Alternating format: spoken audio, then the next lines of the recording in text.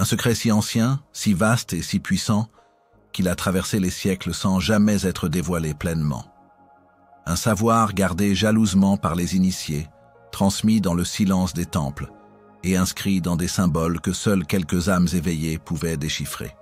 Ce secret, c'est la clé qui permet d'ouvrir les portes intérieures de l'esprit, là où la perception humaine cesse d'être limitée par les sens ordinaires.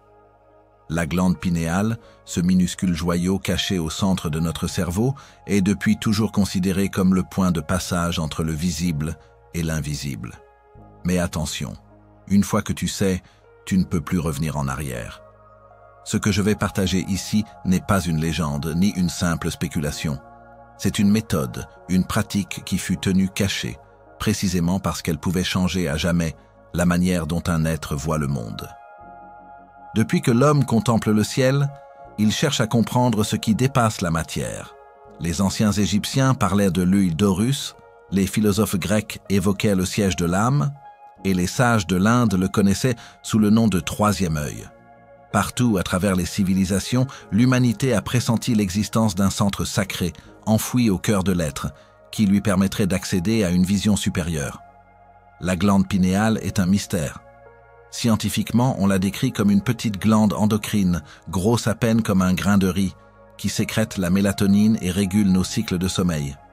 Mais réduire son rôle à cela, c'est ignorer ce que les sages ont toujours perçu. Elle est une antenne subtile, une porte vers d'autres plans de conscience. Les hermétistes l'avaient compris. Leur savoir ne se limitait pas aux formules alchimiques ou aux textes obscurs. Il s'agissait d'une science intérieure, une connaissance vibrante qui liait le corps, l'esprit et l'univers. Ils savaient que cette glande, si elle était activée par des pratiques précises, devenait comme un cristal résonnant avec les énergies cosmiques. C'est pourquoi ils l'ont appelé le trône de l'âme. Mais voici la vérité, si cette connaissance fut gardée secrète, ce n'était pas par hasard. Car une conscience élargie, si elle n'est pas guidée par la sagesse, peut devenir une source de déséquilibre. Celui qui ouvre trop vite son regard intérieur risque de perdre pied dans la réalité ordinaire. Les maîtres hermétistes disaient « Une fois que tu sais, ne le dis à personne ». Car ce savoir n'est pas une simple information, c'est une transformation radicale de l'être. Alors, pourquoi en parler aujourd'hui? Parce que nous vivons une époque où l'humanité est en quête. Beaucoup sentent que le monde matériel ne suffit plus, que quelque chose manque. Dans cette soif de profondeur, le temps est venu de redonner accès à des vérités anciennes, à condition qu'elles soient transmises avec respect, patience et sincérité. Imagine un instant que tu puisses voir au-delà des apparences, que les voiles du monde s'écartent, te révélant que la réalité n'est pas figée, mais vibrante, composée d'énergie et de forces invisibles. Imagine que tu puisses ressentir les pensées comme des ondes, percevoir les liens subtils entre les êtres et recevoir des intuitions qui dépassent toute logique rationnelle. Voilà ce que signifie activer la glande pinéale, ouvrir un sens oublié. Mais attention, ce n'est pas un raccourci magique, ce n'est pas un bouton que l'on presse, c'est une méthode, une discipline, presque un art sacré. Les hermétistes l'ont décrit à travers des symboles, des rites et des métaphores, pour cacher la vérité aux non-initiés. Mais derrière ces images se cache une réalité simple. La pinéale est comme une lampe. Si tu lui donnes l'énergie juste, si tu purifies ton corps et ton esprit, alors elle s'allume. Et lorsqu'elle s'allume, ce n'est pas seulement ta vision qui change, c'est toute ta manière d'exister. Cette méthode interdite dont nous allons parler n'est pas interdite par hasard. Elle fut protégée pour éviter que des esprits avides, cherchant du pouvoir ou des illusions, ne l'utilisent à des fins destructrices. Mais toi, en écoutant ce message, tu es déjà en chemin. Car si ton âme a été attirée ici, ce n'est pas par hasard. C'est que tu portes en toi une soif plus grande que la simple curiosité. Tu veux comprendre, tu veux aller plus loin, tu veux entrer dans la demeure intérieure où sommeille la lumière. Alors prends une respiration profonde, laisse ton esprit s'apaiser, car ce que nous allons explorer ensemble n'est pas seulement une explication, c'est une invitation à expérimenter, à vivre une transformation. Je vais te guider à travers les enseignements oubliés, les pratiques hermétiques et les révélations que des siècles de silence ont enveloppées. La voix commence toujours par une question. Qui suis-je vraiment? Et si tu écoutes bien, cette question ne trouve pas sa réponse dans les mots, mais dans une expérience directe. La glande pinéale est la clé qui ouvre cette expérience. Mais la clé n'a de valeur que si tu es prêt à ouvrir la porte. Nous allons parcourir ensemble des étapes comme les degrés d'une échelle sacrée. Chaque étape est une initiation, un seuil que tu franchis. Certains de ces seuils t'inviteront à plonger dans ton silence intérieur, d'autres à contempler les lois de l'univers, d'autres encore à purifier ton énergie. Et peu à peu, sans que tu t'en rendes compte, ton regard va changer. Tu ne verras plus seulement avec tes yeux de chair, mais avec l'œil de l'esprit. Souviens-toi, ceci n'est pas une histoire inventée pour séduire l'imagination. C'est une science mystique, confirmée par des générations de chercheurs intérieurs, des alchimistes, des sages et des initiés. Ce que tu vas entendre est profond et si tu l'intègres avec sincérité, il peut transformer ton être. Mais si tu l'écoutes comme une curiosité de plus, alors ce sera comme un vent qui passe, sans laisser de traces. Alors je te pose une question. Es-tu prêt à recevoir ce savoir? Es-tu prêt à marcher sur ce chemin, non pas comme un spectateur, mais comme un voyageur de l'âme? Car une fois que tu sais, tu ne peux plus oublier. La conspiration du silence. Il y a des connaissances si puissantes qu'elles ne peuvent être partagées, non pas parce qu'on veut les cacher, mais parce qu'elles perdent leur essence dès qu'elles sont prononcées. Dans l'Antiquité, les temples sacrés, les écoles de mystère, les sanctuaires hermétiques étaient fondés sur un pilier inébranlable, le silence. On ne parlait pas de l'énergie, on la vivait. On ne parlait pas de l'illumination, on l'expérimentait. C'est pour cette raison que les initiés étaient tenus par un serment inviolable. Un serment qui interdisait de nommer le secret, de le réduire à des mots, car ils savaient que la vérité était au-delà du langage. Et le secret le plus précieux, celui qui était au cœur de cette conspiration, c'était la glande pinéale. Le nom même de cette glande était tabou dans certains temples égyptiens ou grecs. Il était une parole interdite, un concept sacré que seuls les plus avancés pouvaient approcher. On pouvait parler de l'œil d'Horus, de la fleur de lotus à 1000 pétales, de la pierre cachée, de l'étoile au centre du cerveau, mais jamais de son nom véritable. Car les anciens savaient qu'il fallait d'abord purifier son cœur, calmer son esprit et s'humilier devant le mystère avant même de pouvoir s'approcher de son seuil. Parler de ce savoir à un esprit profane, c'était le souiller, le trivialiser. C'était comme jeter un diamant brut à la foule et s'attendre à ce qu'elle reconnaisse sa valeur. La conspiration du silence n'était pas un acte de contrôle, mais un acte de protection. Dans les mystères d'Éleusis, les participants étaient liés par un serment qui n'avait pas de retour. Les rites duraient plusieurs jours et culminaient dans une expérience indicible, un moment de vision directe de la divinité. L'historien Hérodote, bien qu'initié, n'a jamais pu en parler, disant simplement qu'il serait sacrilège de le faire. Les mystères d'Éleusis n'étaient pas un spectacle, mais une expérience d'éveil. Et les anciens savaient que si cette expérience était racontée avec des mots, elle perdrait son pouvoir. Le mystère ne peut pas être expliqué, il doit être vécu. Le silence était donc le gardien de l'expérience, le coffre-fort qui la protégeait des voleurs de l'esprit. L'initié sortait du temple transformé, non pas parce qu'il avait appris quelque chose de nouveau, mais parce qu'il avait vu la vérité. La vision n'avait pas de mots, elle n'avait que le silence de la compréhension. Les adeptes d'Hermès Trismégiste, eux aussi, gardaient le silence. La doctrine hermétique était faite de symboles, de poésie, d'allégories qui étaient des portes pour l'esprit, mais seulement si l'on avait la clé pour les ouvrir. Un livre hermétique ne se lisait pas, il se méditait. Le silence n'était pas juste une règle, c'était une technique. Pour les hermétistes, la connaissance n'était pas une accumulation de faits, mais une résonance de l'âme avec la vérité. On ne pouvait atteindre cette résonance qu'en se taisant. En calmant le bruit du monde extérieur et le chaos du monde intérieur, on pouvait enfin écouter la voix du cosmos. Les anciens savaient que si on parlait trop, si on cherchait à tout expliquer, on étouffait cette voix. Le silence était le sol fertile dans lequel la graine de la sagesse pouvait germer. La grande folie de notre époque est de penser que tout doit être dit, tout doit être partagé, tout doit être visible. On pense que si l'on ne parle pas de quelque chose, cela n'existe pas. Mais le pouvoir de la glande pinéale, c'est justement qu'il n'a pas besoin de mots. C'est une force qui opère dans le silence.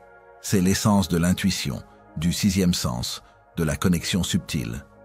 Les anciens nous disent que si l'on veut réactiver cet œil intérieur, la première étape n'est pas de parler de lui, mais de se taire, de faire l'expérience du silence, de la contemplation, de devenir une antenne qui ne diffuse plus de bruit, mais qui est prête à recevoir le signal. Cette conspiration du silence était aussi un test de la sincérité du chercheur. Une personne qui voulait se savoir pour son propre ego, pour avoir du pouvoir, pour se faire valoir, n'aurait pas eu la patience de vivre dans l'ombre, d'étudier des années, de faire le travail intérieur sans en parler à personne. Elle aurait voulu l'enseigner, le monnayer. Et c'est justement pour cette raison qu'elle n'était pas prête. Le savoir n'était pas donné à celui qui le demandait fort, mais à celui qui le cherchait avec une humilité silencieuse, avec un cœur pur. Le vrai maître ne se vante pas de ce qu'il sait, il vit en accord avec ce qu'il est. Le silence est un miroir. Il révèle ce que l'on est vraiment. Quand on se tait, les peurs, les doutes, les colères, toutes les émotions enfouies remontent à la surface. C'est pour cela que tant de gens fuient le silence. Ils ont peur de ce qu'ils vont trouver. Mais pour les anciens, c'était la première étape de la purification.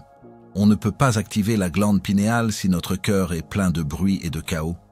Le silence est l'outil qui permet de nettoyer l'âme, de la rendre claire comme un lac sans vagues. Le silence, c'est le langage des dieux. Les sages d'Orient disaient que le cosmos entier est un silence qui s'exprime. Notre monde, avec son bruit constant, est un enfant qui pleure parce qu'il est séparé de sa mère. En retrouvant le silence, on retrouve le chemin de la maison. C'est dans le silence que l'on entend la mélodie de l'âme, la vibration de l'univers, le battement du cœur de Dieu. Et c'est dans le silence que la glande pinéale, l'œil intérieur commence à s'ouvrir. Ce n'est pas un pouvoir que l'on acquiert en lisant des livres, c'est une conscience que l'on éveille en vivant. Et la première leçon est simple, mais elle est la plus difficile. Se taire. Laissons le silence faire son travail et laissons-le nous préparer à ce qui nous attend, à la lumière qui est au bout du chemin. La glande pinéale comme pierre philosophale, intérieure. Les alchimistes n'étaient pas les magiciens fous ou les savants égarés que l'histoire a dépeints. Leur laboratoire de plomb, de soufre et de mercure n'étaient que des métaphores. Leur quête, la recherche de la pierre philosophale, n'avait rien à voir avec la fabrication de l'or matériel. Pour les initiés, c'était le grand œuvre, le magnum opus, la transmutation de l'être humain lui-même. C'était la transformation du plomb de l'ignorance en l'or de l'illumination. Et au cœur de cette quête se trouvait un secret bien plus précieux que toutes les richesses du monde, la glande pinéale. Pour les anciens hermétistes, cette petite glande cachée au centre du cerveau était la pierre philosophale intérieure. Elle n'était pas un objet à trouver, mais un état d'être à atteindre. Sa fonction n'était pas de transmuter les métaux, mais de transmuter la conscience. Elle était le creuset sacré où l'on pouvait purifier les émotions de basse fréquence, les pensées impures, pour les élever jusqu'à la lumière pure de l'intuition et de la sagesse. C'est le point de transmutation énergétique, le centre où la matière rencontre l'esprit. Sans elle, le grand œuvre est impossible. L'alchimie décrit le processus de cette transformation en plusieurs étapes, et chacune d'elles correspond à un travail sur la glande pinéale. La première étape, la nigredo ou le noircissement, était la plus redoutée. C'était la phase de la putréfaction, de la décomposition. Dans l'alchimie extérieure, il s'agissait de la dissolution de la matière de base. Dans l'alchimie intérieure, c'était la dissolution de l'ego, la confrontation avec les ombres, les peurs et les blessures les plus profondes. C'était la période de la nuit noire de l'âme. Au niveau de la glande pinéale, cette étape est symbolisée par sa calcification.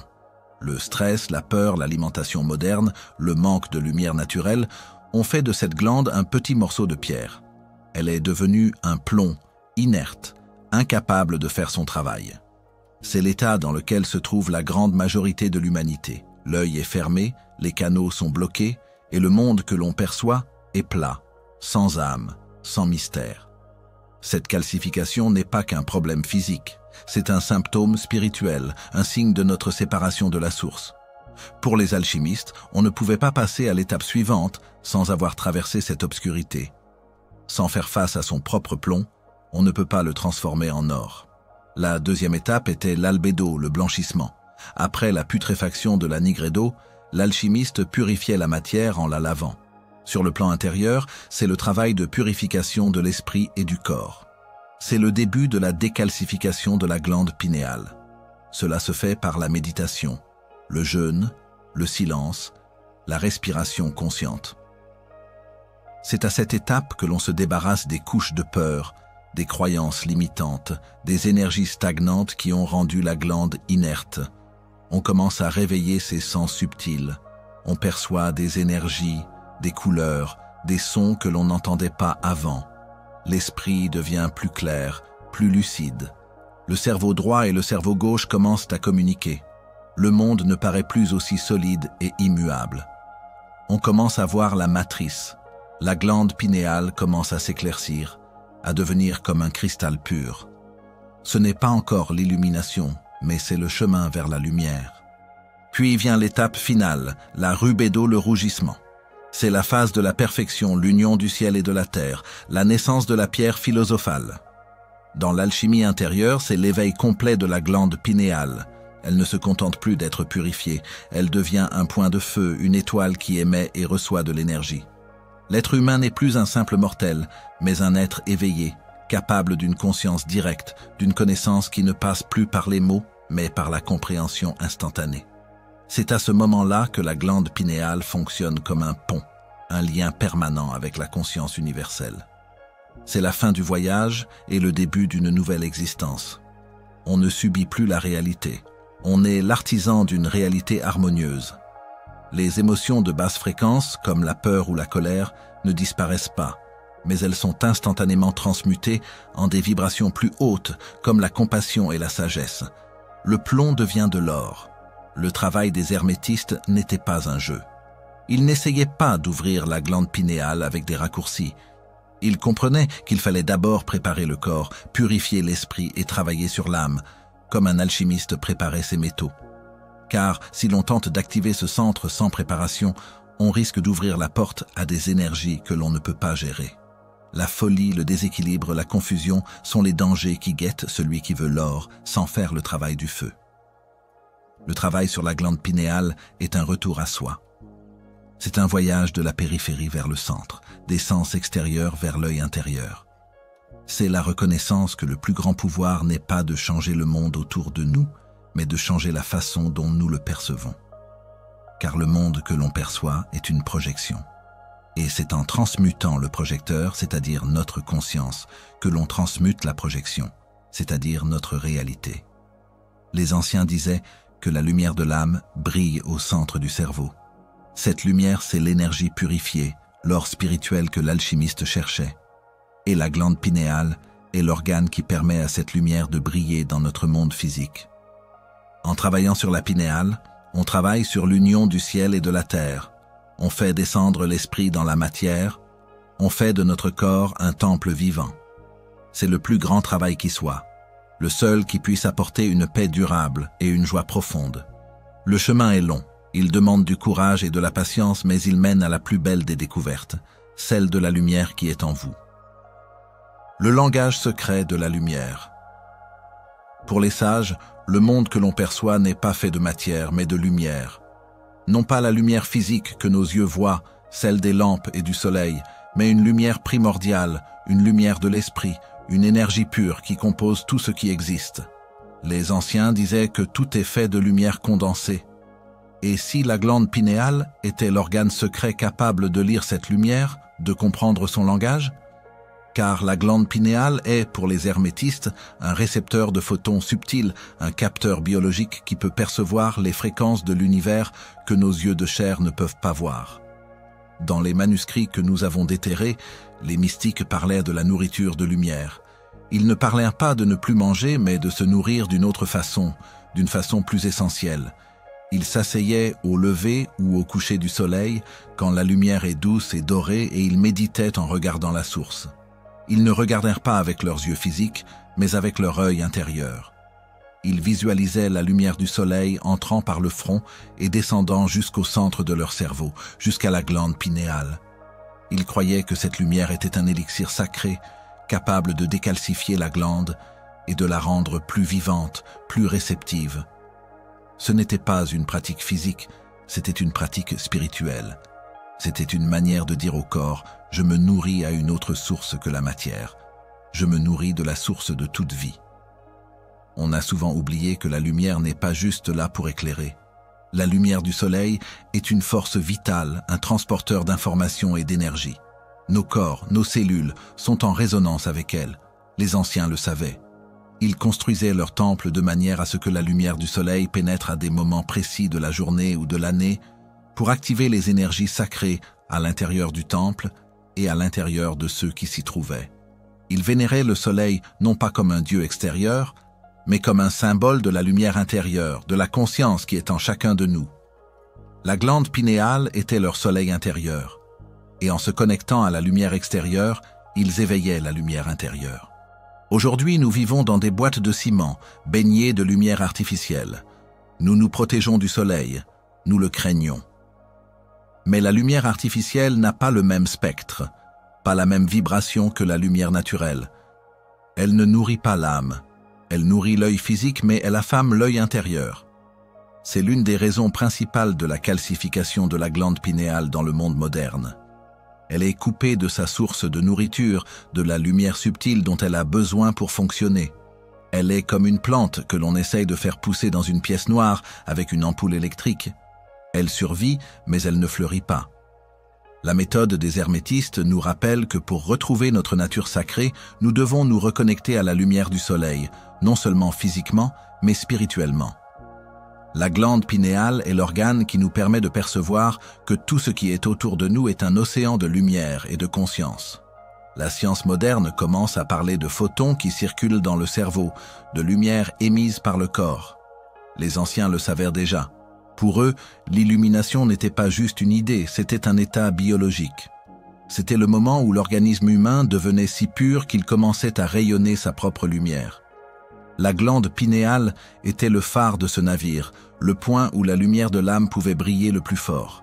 Cet œil intérieur voit ce que l'œil physique ne peut pas voir, les énergies des gens, les fréquences des lieux, la vérité au-delà des apparences. C'est un langage sans mots, une compréhension sans explication.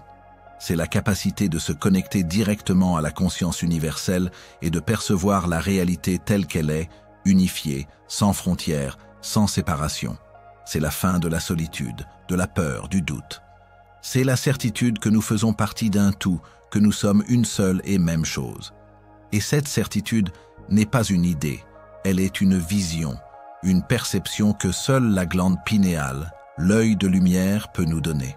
La lumière, pour les mystiques, était un élixir vivant, une force de guérison qui pouvait purifier le corps, éclaircir l'esprit et éveiller l'âme. C'était la source de toute connaissance. En se baignant dans cette lumière, on se baignait dans la conscience elle-même. C'est un chemin de simplicité, mais d'une profondeur immense.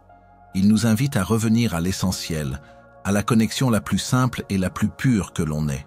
Mais le pouvoir de cette lumière est immense, et son activation n'est pas sans risque. Pour celui qui n'est pas préparé, l'ouverture de l'œil peut être une expérience déstabilisante. Qu'arrive-t-il lorsque la lumière entre et que la conscience n'est pas prête à la recevoir? Les anciens avaient une réponse à cela. Les portes interdites de la pinéale. Le secret des anciens n'était pas un simple jeu, il était la sagesse qui mettait en garde contre les dangers de la précipitation. Car la glande pinéale est une porte, un portail. Et derrière cette porte se trouve un océan d'énergies et d'informations qui n'est pas fait pour être ouvert par une simple clé ou par un coup de force. La méthode des hermétistes était lente, patiente, car ils savaient que l'ouverture soudaine, sans préparation, ne mène pas à l'illumination, mais à ce que les sages des temples appelaient la folie sacrée, une désintégration de la conscience qui peut déchirer l'esprit. Pensez à votre esprit comme à un vase. Si ce vase est plein de fissures, de doutes, de peurs, de blessures non guéries, et que vous y versez d'un coup une énergie d'une puissance cosmique, le vase se brisera. La folie dont les anciens parlaient n'était pas celle des aliénés, mais celle des esprits brisés. La conscience, soudainement confrontée à une réalité multidimensionnelle, ne peut plus faire la distinction entre l'illusion et la vérité. Le réel et le rêve se mélangent. Le temps et l'espace n'ont plus de sens. C'est comme si l'on ouvrait une vanne d'un immense barrage sans avoir construit le canal de sortie. L'eau ne nourrit pas les champs. Elle inonde et détruit tout sur son passage. Les manuscrits hermétiques sont remplis de mises en garde. Ne franchis la porte que si ton âme est prête. L'œil intérieur ne s'ouvre pas avec la hâte, mais avec la pureté. Ces avertissements ne sont pas des paroles vides. Ils sont le fruit de l'expérience de milliers de générations. Les dangers sont réels. On peut croire que l'on se connecte à la sagesse cosmique, alors que l'on est simplement en train de créer une illusion de grandeur pour l'ego. On peut croire que l'on reçoit des informations divines, alors qu'on est en train de se perdre dans les méandres de son propre subconscient. La glande pinéale n'est pas un GPS qui vous donne le bon chemin. C'est une porte. Et ce qui entre dépend de la vibration et de l'intention que l'on a. Le chemin des anciens était un chemin de préparation. Avant d'aller vers le mystère, ils se purifiaient. Ils purifiaient leur corps par le jeûne et la diète. Ils purifiaient leurs émotions par la méditation et la contemplation. Ils purifiaient leurs pensées par le silence. Ils passaient des années à ce travail, car ils savaient que la lumière de l'illumination ne peut pas briller dans un vase sale. La folie est le résultat d'une énergie pure qui pénètre dans un esprit impur. Un esprit rempli de haine, de jalousie, de peur, ne verra pas la lumière de l'amour universel. Il ne verra que le reflet de ses propres démons. La glande pinéale est un miroir, et un miroir ne peut refléter que ce qui est placé devant lui. Les mystères étaient regardés par un maître, un guide. Ce n'était pas pour le pouvoir du maître, mais pour la protection de l'élève. Le maître avait déjà traversé la porte. Il savait où se trouvaient les pièges, les illusions, les dangers. Il pouvait guider l'apprenti, l'aider à garder les pieds sur terre alors que la tête était dans les étoiles. La folie vient souvent du fait de vouloir faire ce chemin seul, sans boussole, sans carte, sans personne pour nous dire « Attention, ceci n'est pas réel, c'est une illusion de ton esprit ». Pensez à notre monde moderne. On cherche des raccourcis pour tout. On veut tout, tout de suite. Et il y a des gens qui proposent des méthodes rapides pour ouvrir le troisième œil par des substances, des exercices de respiration extrême, des techniques qui promettent des résultats instantanés. Mais ce sont des pièges. Ces techniques forcent l'ouverture. Elles forcent la porte. Et l'énergie qui entre est trop forte, trop chaotique pour l'esprit non préparé. L'individu se retrouve avec une surcharge sensorielle, incapable de distinguer les informations utiles des bruits cosmiques. Sa vie s'effondre, son esprit se fissure, la promesse de l'illumination se transforme en une descente aux enfers. L'œil est ouvert, mais il ne voit rien car l'esprit ne peut plus interpréter ce qu'il perçoit. Le grand secret de la méthode hermétique n'est pas de savoir comment ouvrir la porte, c'est de savoir quand l'ouvrir. Et il nous disait qu'il fallait d'abord construire le temple de son corps, de son esprit et de son âme, avant d'inviter le divin à y résider. Ce travail est un travail de courage et d'honnêteté. Il faut avoir le courage de regarder ses propres faiblesses, ses propres ombres. Il faut avoir l'honnêteté de reconnaître que l'on est au début du chemin et non pas à la fin. C'est un chemin de lenteur, de discipline, de dévouement. C'est le seul chemin qui mène à la vraie lumière sans risquer la folie. Car la lumière est comme une rivière. Si elle est trop forte, elle inonde. Si elle est canalisée, elle apporte la vie et la fertilité. Les anciens savaient comment construire les canaux. Ils savaient comment guider la lumière pour qu'elle nourrisse et non pas qu'elle détruise. C'est cette sagesse qui a été perdue, cette sagesse de la lenteur et de la préparation. Mais elle peut être retrouvée. Elle attend en nous. Le sang, le souffle et le feu. L'activation de la glande pinéale n'était pas un simple acte de méditation, c'était une alchimie du corps, une science du vivant. Les hermétistes comprenaient que le corps humain n'était pas un simple véhicule, mais un instrument sacré, un creuset parfait pour la transmutation. Pour réveiller le centre de l'esprit, il devait d'abord maîtriser 3 forces vitales, 3 énergies primitives qui régissent toute existence. Le sang, le souffle et le feu. C'était le cœur de leur pratique. Une méthode aussi simple dans son essence que complexe dans sa mise en œuvre. Le premier principe, c'était le sang. Pour les anciens, le sang n'était pas juste un fluide biologique. C'était le dépositaire de l'essence, le miroir de l'âme et le véhicule du corps éthérique. La pureté du sang était la première condition de l'initiation. Le sang, corrompu par une alimentation lourde, les toxines de la vie et des émotions négatives, ne pouvait pas transporter la lumière. Il était dense, lent, incapable de porter les fréquences subtiles nécessaires à l'éveil. Les hermétistes s'imposaient des purifications rigoureuses, des jeûnes, des régimes simples, se nourrissant de fruits, de légumes, de l'eau la plus pure possible. C'était un acte de respect pour le temple du corps. Ils savaient que si le sang était lourd, le corps serait lourd, l'esprit serait lourd et l'élévation impossible. La pureté du sang était la première offrande au grand œuvre, le fondement sur lequel tout le reste pouvait être construit. Le deuxième principe, c'était le souffle. Pour la majorité, le souffle est simplement le fait de respirer pour survivre.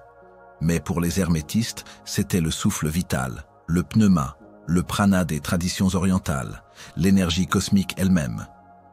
Ils comprenaient que l'on n'absorbe pas que de l'air en respirant, on absorbe l'énergie subtile qui est dans l'air, dans la lumière, dans le cosmos. Le souffle était le pont, le lien direct entre le monde matériel et le monde invisible. C'était le grand transporteur. Ils utilisaient des techniques de respiration complexes, des rythmes précis, des suspensions, pour non seulement purifier le sang, mais surtout pour accumuler cette énergie subtile et la diriger avec intention. Ils visualisaient le souffle comme un courant de lumière qui entrait par le nez, se chargeait au niveau du plexus solaire et montait, comme une colonne d'énergie, le long de la colonne vertébrale jusqu'au centre du cerveau, jusqu'à la glande pinéale. Le souffle n'était pas un réflexe, c'était un instrument de pouvoir. Il permettait de canaliser l'énergie de vie et de la concentrer au point le plus essentiel. Le troisième principe, c'était le feu. Pas le feu des flammes, mais le feu intérieur, le feu de la volonté. Le souffle transportait l'énergie, mais c'était le feu de la conscience qui l'allumait. C'était la volonté inébranlable, la concentration absolue, l'intention pure. Le feu était la force transmutatrice. Sans lui, le souffle n'est que de l'air et le sang ne fait que circuler. Le feu, c'est ce qui transforme le potentiel en réalité. Les hermétistes cultivaient ce feu par la méditation profonde, le jeûne prolongé, la contemplation solitaire. Ils apprenaient à diriger ce feu mental avec une précision chirurgicale, à le concentrer sur un point unique, sans distraction. Ce feu brûlait les doutes, les peurs, les hésitations, et activait l'énergie vitale pour qu'elle puisse accomplir sa mission, éveiller la glande pinéale. Ces 3 principes travaillaient ensemble, en parfaite synergie. La purification du sang, le corps, rendait le récipient apte à contenir l'énergie. La maîtrise du souffle, l'énergie, remplissait le récipient avec la force vitale. Et le feu de la volonté, la conscience, mettait l'énergie en mouvement, la dirigeait vers la glande pinéale. C'était une danse, une trinité sacrée en action. Un hermétiste se levait avant l'aube, purifié par la diète et le silence. Il s'asseyait, fermait les yeux et commençait à respirer profondément, remplissant ses poumons d'une énergie invisible.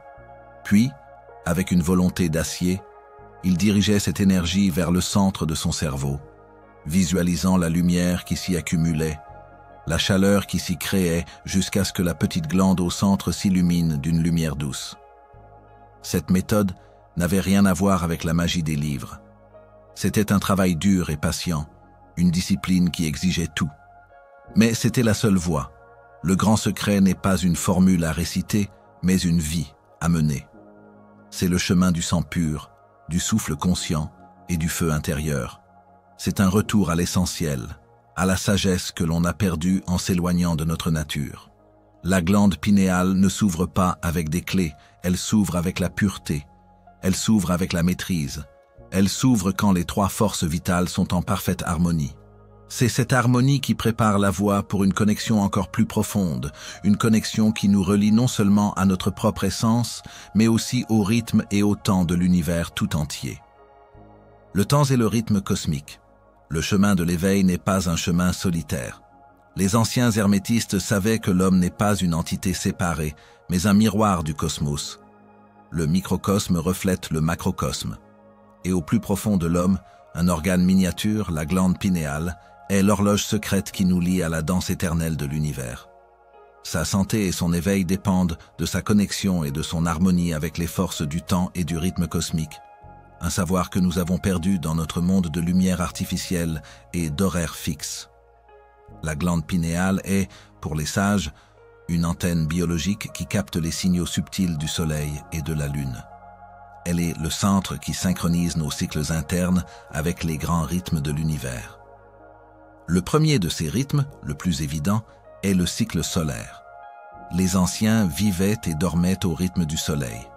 Ils se levaient avant l'aube pour saluer la première lumière qui n'est pas encore une lumière aveuglante, mais une lumière douce, dorée, pleine de promesses.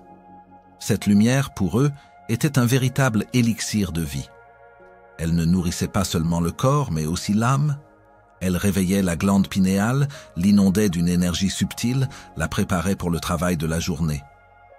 Le soleil était l'incarnation du feu intérieur, de la force de la volonté. La discipline de se lever avec lui n'était pas un simple rituel, c'était un acte d'alignement. C'était se connecter consciemment à la force qui donne la vie à tout ce qui existe. De même, il respectait la nuit. La nuit n'était pas le moment de la peur ou de l'inactivité, mais le moment du repos, de la contemplation intérieure, du rêve prophétique. Ils éteignaient le feu et se couchaient dans l'obscurité totale, permettant à la glande pinéale de libérer la mélatonine, cette hormone mystérieuse qui non seulement régule le sommeil, mais qui est aussi une clé pour le voyage intérieur. En rompant avec ce rythme naturel, en restant éveillés sous les lumières artificielles, nous déréglons notre horloge interne et nous empêchons notre glande pinéale de fonctionner correctement. Nous avons forcé le jour à être la nuit et la nuit à être le jour, et en faisant cela, nous nous sommes coupés de la source de notre propre pouvoir. Le deuxième rythme, plus subtil mais tout aussi puissant, est le cycle lunaire. La lune, dans toutes les traditions mystiques, est la gardienne des eaux et des émotions. Les sages savaient que la lune, comme elle affecte les marées de l'océan, affecte aussi les fluides et les énergies du corps humain. La glande pinéale, sensible à ces changements de fréquence, entre en résonance avec les phases de la lune. Les pratiques spirituelles étaient souvent alignées sur ces cycles. On jeûnait pendant la nouvelle lune pour se purifier, pour semer de nouvelles intentions, pour se préparer au renouveau. On méditait pendant la pleine lune pour amplifier l'énergie, pour manifester ses désirs, pour se connecter à l'intuition. La lune était le miroir de l'âme, et en observant ces cycles, on apprenait à observer les siens. On apprenait à naviguer les marées de ses propres émotions et de son énergie. Ignorer le rythme de la lune, c'est comme essayer de naviguer un bateau sans tenir compte des marées. C'est une lutte inutile contre une force qui, si elle est comprise, peut devenir une alliée puissante. Les hermétistes disaient que le corps humain était un cosmos en miniature. Pour eux, le cœur était le soleil et la glande pinéale la lune. Le cœur donne la chaleur et la vie. La glande pinéale reçoit la lumière et la sagesse. L'activation de la glande pinéale n'est pas un événement ponctuel, mais un retour à l'harmonie, un retour à la danse cosmique du soleil et de la lune. C'est en alignant notre vie sur ces rythmes fondamentaux que l'on permet à notre glande pinéale de retrouver sa fonction première, d'être cette horloge secrète qui nous guide, cette boussole intérieure qui nous relie au grand tout. La maîtrise du temps, pour les sages, n'était pas de le contrôler, mais de vivre en parfaite harmonie avec lui. C'était de savoir quand agir et quand se reposer, quand semer et quand récolter. C'était de savoir quand le soleil est à son zénith pour se ressourcer, et quand la lune est pleine pour se concentrer. C'était un savoir intuitif qui était directement lié à l'éveil de la glande pinéale. L'homme moderne, lui, vit contre le temps. Il lutte contre lui. Il veut que les jours soient plus longs, que les nuits soient plus courtes. Il s'épuise et se déconnecte. Le sage, lui, danse avec le temps, et dans cette danse, il trouve l'éternité. Cet alignement ne se fait pas avec des gadgets ou des applications. Il se fait avec la conscience, la discipline et la volonté. C'est la décision de s'honorer soi-même en honorant les rythmes de la nature. C'est une façon de vivre qui n'est pas une contrainte, mais une libération. Car en se connectant à ces rythmes, on se libère de la prison de l'horaire artificiel et on se connecte à la grande pulsation du cosmos. Et en se connectant à cette pulsation, quelque chose de fondamental se produit en nous. Notre perception change. L'œil qui juge, celui qui sépare et qui analyse, commence à se taire pour laisser la place à un autre œil, celui qui voit, qui comprend et qui ne juge pas. L'œil qui juge est l'œil qui voit. La vision que nous avons du monde est le résultat de ce que nous sommes. Les anciens hermétistes savaient que l'homme est doté de deux yeux. Le premier est l'œil de chair, l'œil qui voit les formes et les couleurs. Le second est l'œil de l'esprit, l'œil de la conscience, un œil qui peut transcender la dualité du monde physique.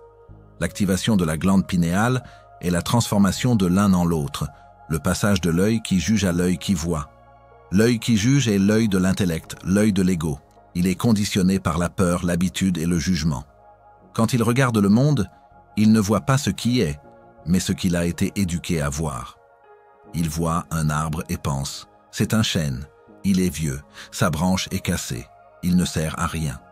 Il voit une personne et pense « elle est bonne ou mauvaise, riche ou pauvre, digne de confiance ou non ». Il sépare, il analyse, il compare, il critique. Cet œil est un instrument de survie, mais il est aussi une prison. Il nous enferme dans un monde d'étiquettes, de catégories et de conflits. Il crée la réalité de la séparation. C'est l'œil qui nous fait croire que nous sommes des êtres isolés, que nous devons nous battre pour survivre. Il est aveugle à la vérité essentielle de l'unité. Il perçoit le monde comme une collection de pièces détachées, et non comme un tout harmonieux. Sa perception est un reflet de nos peurs intérieures. L'œil qui voit, lui, est l'œil de la sagesse. C'est le résultat d'une glande pinéale éveillée. Cet œil ne juge pas, il ne sépare pas. Il voit l'essence des choses, la lumière qui est en toute chose. Quand il voit l'arbre, il ne le voit pas comme un simple objet, mais comme un être vivant, une expression de la vie elle-même, en connexion avec la terre et le ciel. Il voit sa force, sa sagesse, son histoire.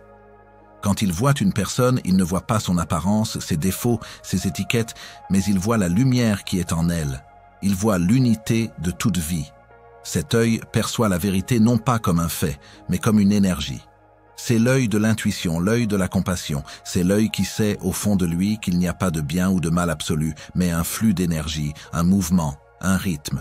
Il voit la danse cosmique, il voit l'harmonie, même au milieu du chaos.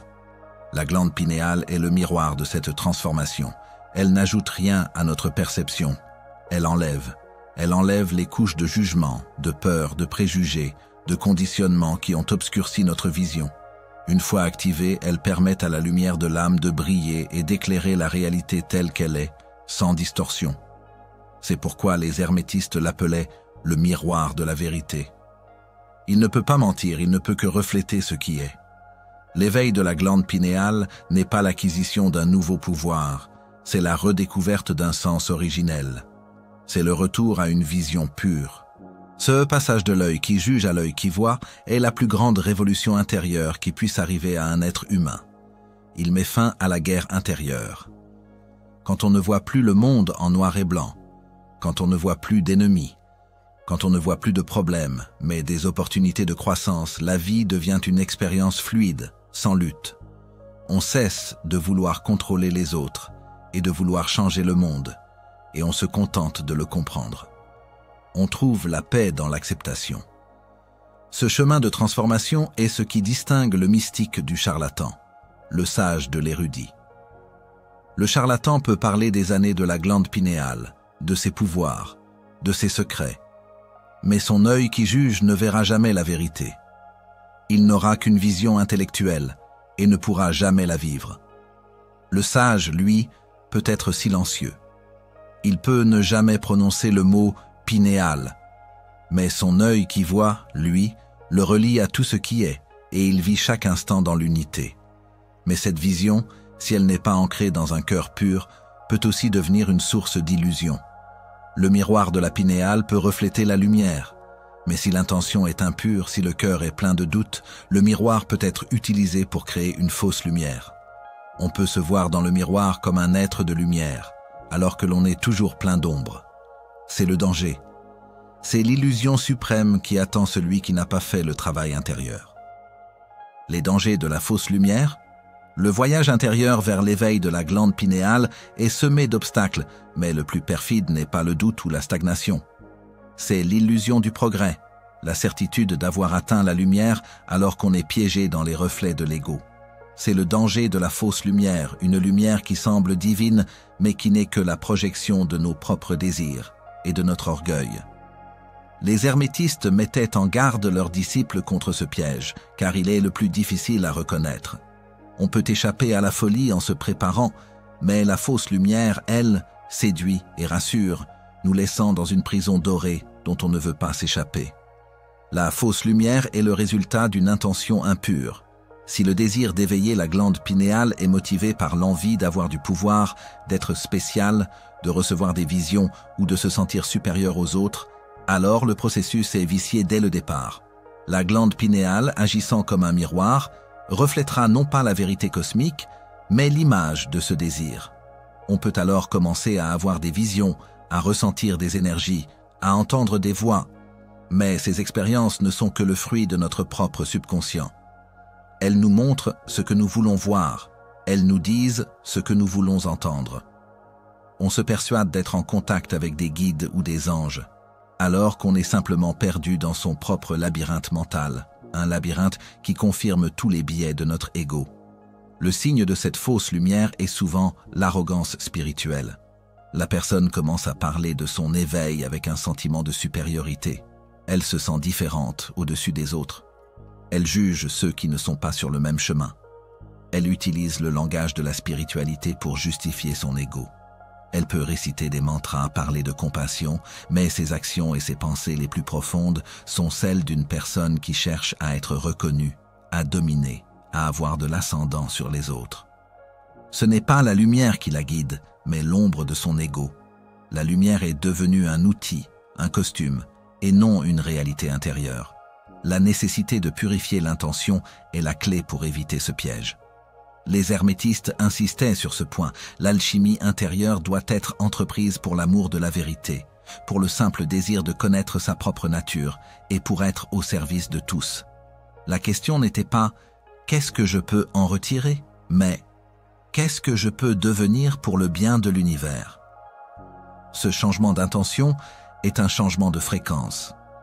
Il aligne notre énergie sur celle de la compassion et de l'humilité et non sur celle de l'ego et de la vanité. Quand l'intention est pure, la glande pinéale n'est plus un miroir déformant, mais un cristal pur qui reflète la lumière de l'unité et de la sagesse universelle. Le danger de la fausse lumière est qu'il est difficile de s'en sortir. L'ego est une entité très intelligente. Il aime la lumière, le pouvoir, la sensation d'être spécial. Il ne veut pas abandonner cette illusion. Il va tout faire pour la protéger. Les personnes qui tombent dans ce piège peuvent s'isoler, rejeter toute critique et s'enfoncer de plus en plus profondément dans leur monde de fantasmes spirituels. Elles sont leurs propres gourous, leurs propres prophètes, leurs propres prisonniers. Elles peuvent parler des heures de leur vision, mais elles n'auront jamais la paix intérieure. Elles n'auront jamais la véritable sagesse. Le signe d'un véritable éveil est l'opposé de cela. C'est l'humilité. Quand la lumière de la vérité brille vraiment, on réalise à quel point on ne savait rien. On réalise que l'on n'est pas un être spécial, mais un simple serviteur de la vie. On ne se vante pas de ce que l'on a vu, on vit simplement en accord avec ce que l'on est devenu. La véritable lumière ne fait pas de bruit. Elle se contente d'être. Elle se manifeste par une paix profonde, une compassion sans limite et une absence totale de jugement. La personne éveillée n'a pas besoin de dire qu'elle est éveillée. Sa présence le dit pour elle. Son silence est une lumière. Pour les anciens, l'éveil était une responsabilité, pas une récompense. C'était la responsabilité de vivre en accord avec la lumière qui nous a été donnée, de la partager par notre simple présence et non par des mots. Le danger de la fausse lumière est qu'il nous fait croire que nous avons la lumière, alors que nous n'avons que son reflet. Le chemin de la purification de l'intention est le seul qui nous permet de recevoir la lumière authentique. Et pour cela, les hermétistes avaient une autre méthode, un autre secret. L'union de deux forces. L'union du mental et de l'intuition, de l'intellect et du cœur, l'union de l'or et de l'argent. L'union de l'or et de l'argent. La quête de l'éveil de la glande pinéale ne peut s'accomplir en se concentrant sur une seule moitié de l'existence. Les hermétistes ont toujours insisté sur la nécessité de l'union. Pour eux, l'univers était tissé de deux forces primordiales, le masculin et le féminin, le soleil et la lune, la raison et l'intuition. Ces deux principes, qu'ils symbolisaient par l'or et l'argent, devaient être mariés à l'intérieur de l'être humain pour que l'alchimie de l'âme puisse se réaliser. L'éveil de la glande pinéale n'est pas la victoire d'une force sur l'autre, mais la fusion parfaite des deux. L'or représentait le principe solaire, la force masculine de l'intellect, de la logique, de l'analyse. C'est la force du cerveau gauche, celle qui ordonne, qui structure, qui donne un nom aux choses et qui sépare la réalité en catégories. Sans cette force, l'esprit est chaotique, incapable de construire quoi que ce soit de durable. C'est la lumière de la conscience qui éclaire et définit. Notre monde moderne, obsédé par la science, la technologie et la raison, est un monde dominé par l'or. On le vénère, mais on a oublié que l'or seul ne peut pas créer la vie. Il peut analyser un tableau, mais il ne peut pas en apprécier la beauté. Il peut comprendre un fait, mais il ne peut pas en saisir le mystère. L'argent, lui, symbolisait le principe lunaire, la force féminine de l'intuition, de la créativité, de l'émotion. C'est la force du cerveau droit, celle qui connecte, qui ressent, qui comprend sans mots. C'est l'énergie qui perçoit les subtilités, les synchronicités, les liens invisibles entre les choses. Sans l'argent, l'esprit est sec, froid, déconnecté de l'âme. On peut connaître toutes les théories du monde, mais on ne peut pas les vivre. Dans la quête spirituelle, se laisser submerger par l'argent sans la guidance de l'or peut conduire à l'illusion, au délire, à la fausse lumière que nous avons évoquée. Une intuition non ancrée dans la réalité peut nous faire voir ce que nous voulons voir, et non ce qui est. La glande pinéale est le point où ces deux forces se rencontrent. Elle est le centre exact du cerveau, le lieu des noces alchimiques. Les maîtres savaient que l'éveil de la pinéale n'est pas juste une question de méditation ou de purification. C'est une question d'équilibre. Il faut cultiver la force de l'or par l'étude, par la logique, par la discipline mentale. Il faut être capable de penser clairement, de raisonner, de distinguer le vrai du faux. Mais il faut aussi cultiver la force de l'argent par la contemplation, la musique, l'art, la nature, et surtout par l'abandon de soi au mystère. La personne qui parvient à unir ces deux forces est une personne complète. Elle est à la fois ancrée dans le monde et connectée à l'invisible. Elle peut analyser une situation avec son esprit et la comprendre avec son cœur. Cette union est la véritable naissance. Les alchimistes appelèrent le produit de ces noces le fils de la philosophie, un être nouveau, supérieur, une conscience qui n'est plus prisonnière de la dualité. Cette conscience voit le monde non pas en noir et blanc, mais dans toutes les nuances de couleurs. Elle voit les opposés non pas comme des ennemis, mais comme des partenaires de danse. Le bien et le mal, la lumière et l'ombre, le succès et l'échec deviennent les deux faces d'une même pièce. Il n'y a plus de conflit interne. La raison ne lutte plus contre l'intuition, mais la sert. L'intuition ne submerge plus la raison, mais la guide. Le travail des hermétistes n'était pas un chemin pour les esprits faibles. Il exigeait une discipline de fer, une humilité profonde et la capacité de se soumettre à un processus qui allait au-delà de la compréhension intellectuelle. Ils enseignaient que le plus grand pouvoir n'était pas de transmuter le plomb en or, mais de transformer sa propre conscience. Et pour cela, il fallait devenir soi-même le creuset, l'or et l'argent. Il fallait se lancer dans ce mariage sacré, sans peur, sans hâte, avec la certitude que la seule chose qui vaille d'être cherchée est la complétude intérieure. Ce savoir n'était pas un don, mais une conquête. Il ne pouvait être transmis qu'à ceux qui avaient fait le travail, qui avaient mérité le droit de le recevoir. C'est pourquoi les hermétistes n'ont jamais écrit ce savoir dans des livres clairs. Ils l'ont caché dans des symboles, dans des allégories, des poèmes et des énigmes. Ils savaient que la vérité ne peut être trouvée que par ceux qui la cherchent de tout leur cœur. C'est leur testament, leur héritage secret. Le testament secret des hermétistes. Au terme de ce voyage, une question demeure. Pourquoi ce savoir, cette méthode si puissante, a-t-elle été cachée? Pourquoi les sages d'Égypte, les alchimistes d'Europe, les mystiques d'Orient ont-ils codé leurs plus grands secrets dans des symboles, des allégories et des récits énigmatiques? La réponse à cette question n'est pas un simple acte de préservation, mais le cœur même de leur philosophie, leur dernier et plus grand testament secret. Car pour eux, l'éveil de la glande pinéale n'est pas un cadeau que l'on reçoit, mais une conquête spirituelle que l'on mérite. Le premier motif de ce silence était la protection. Les hermétistes savaient que la vérité est une épée à double tranchant. Entre les mains d'un homme sage, elle peut couper les liens de l'illusion. Entre les mains d'un homme profane, elle peut couper sa propre vie en morceaux. Ils ont caché la connaissance pour protéger l'ignorant de lui-même. Un esprit non purifié, non préparé, pourrait prendre la connaissance de la glande pinéale pour un simple tour de magie ou un moyen de gagner du pouvoir personnel. L'éveil forcé mènerait à la folie. L'éveil motivé par l'ego mènerait à la fausse lumière. Le savoir n'était pas un bien public, mais un feu sacré.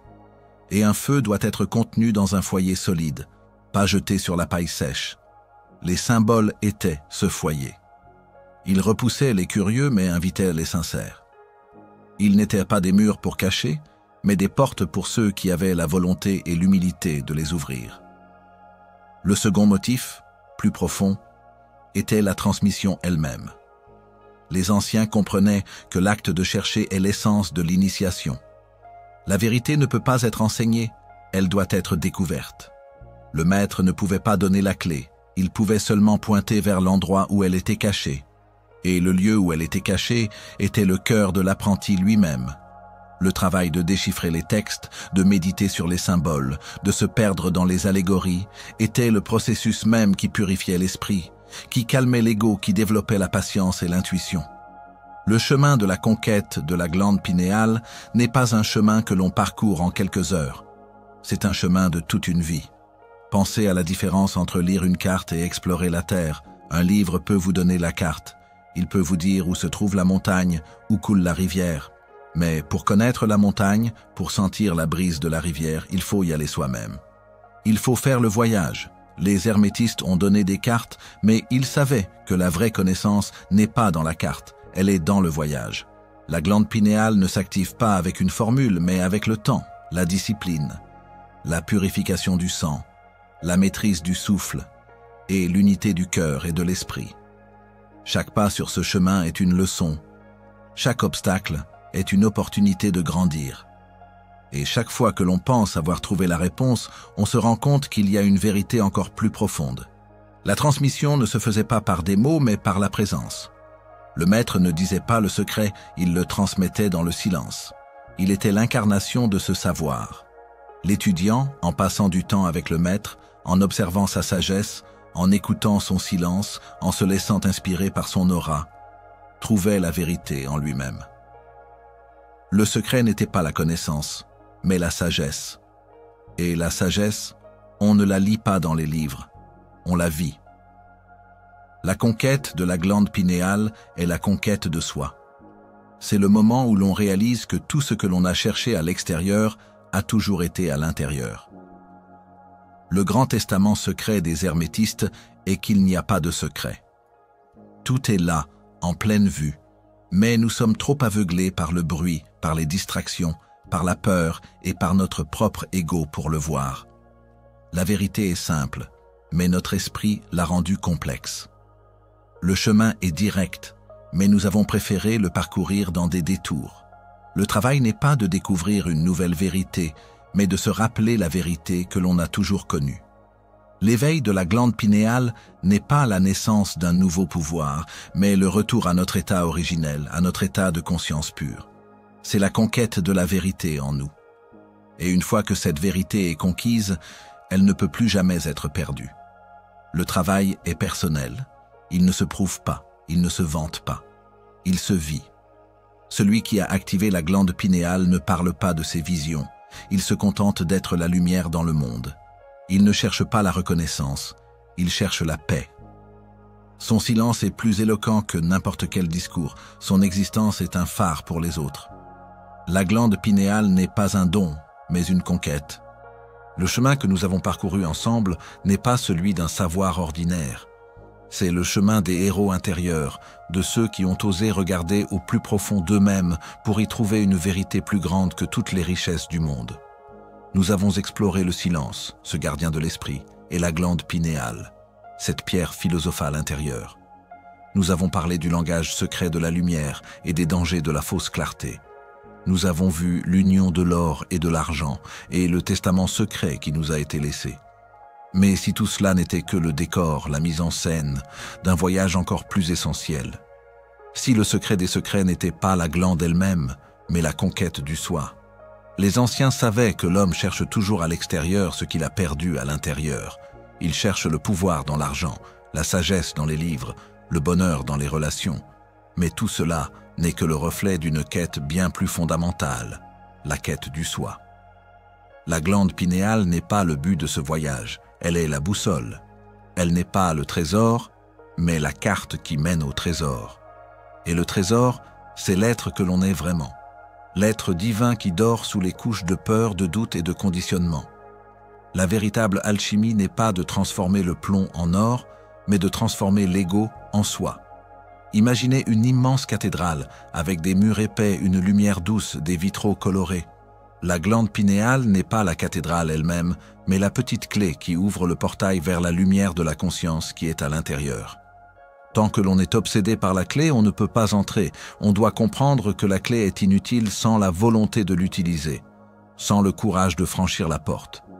C'est un acte de foi. C'est l'acte de faire confiance à ce qui est à l'intérieur, plus qu'à ce qui est à l'extérieur. C'est la fin du voyage du chercheur et le début du voyage du vivant. Le chercheur cherche le soi, le vivant est le soi. La conquête du soi n'est pas une guerre, mais un acte d'amour. On ne se bat pas contre l'ego, on l'observe, on le comprend, on le purifie. On ne se bat pas contre ses peurs, on les éclaire avec la lumière de la conscience. C'est le chemin de l'acceptation radicale. C'est accepter que l'on est fait de lumière et d'ombre, et que les deux sont nécessaires. Il n'y a pas de lumière sans ombre, pas de jour sans nuit. Le sage ne cherche pas à éliminer ces ombres, il les intègre. Il les transforme en une force, une source de compassion et de sagesse. Le monde extérieur, avec son bruit constant, son chaos et ses distractions, est conçu pour nous éloigner de cette conquête. Il nous donne des milliers de chemins, mais aucun ne mène au centre. Il nous donne des milliers de boussoles, mais aucune ne pointe vers l'intérieur. C'est pourquoi les anciens enseignaient l'art du silence et de la solitude, car ce n'est que dans le silence que l'on peut entendre la voix du soi. Ce n'est que dans la solitude que l'on peut affronter ses propres ombres sans distraction. La société nous a appris à être occupés, car un esprit occupé est un esprit qui ne se pose pas de questions. Mais l'esprit du sage est un esprit qui n'a pas peur du vide. Il sait que le vide n'est pas vide, mais plein de potentiel, plein de sagesse. La glande pinéale n'est qu'un outil. C'est un outil extraordinaire sans doute, mais un outil. Le grand œuvre n'est pas de l'activer, mais d'utiliser cette activation pour vivre une vie d'harmonie, de compassion et de sagesse. Le but n'est pas de voir des visions, mais de voir le monde tel qu'il est, sans jugement, avec un cœur ouvert. Le but n'est pas de se sentir puissant, mais de se sentir humble face à l'immensité du cosmos. Cette conquête du soi est la seule quête qui vaille la peine. Car quand on l'accomplit, on n'a plus besoin de rien d'autre. La paix n'est plus un concept, mais un état d'être. Le bonheur n'est plus un événement, mais la nature même de notre conscience. Le monde extérieur peut s'effondrer, le chaos peut régner, mais on reste en paix. On est le phare qui éclaire la nuit. On est la roche sur laquelle les vagues s'écrasent sans la briser.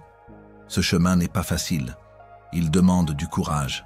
Le courage de faire face à ses plus grandes peurs. Le courage de laisser tomber son ego. Le courage de lâcher l'illusion de contrôle. Mais c'est le seul chemin qui mène à la véritable liberté. La liberté d'être qui on est vraiment, sans masque, sans armure. C'est la fin de la recherche et le début de l'existence. La grande leçon des hermétistes n'est pas de nous donner un secret, mais de nous rappeler que le plus grand secret a toujours été en nous. Le livre le plus rare, le plus précieux, n'est pas un manuscrit caché. C'est l'histoire de notre propre âme, écrite avec notre vie. Et le plus beau voyage que l'on puisse faire, c'est de lire ce livre, page après page, avec un regard neuf, jusqu'à ce que l'on devienne l'auteur de sa propre vie. L'éveil de la glande pinéale n'est pas une fin, c'est une invitation. L'invitation à vivre en accord avec son soi, à être la lumière que l'on a cherchée. Le voyage ne fait que commencer.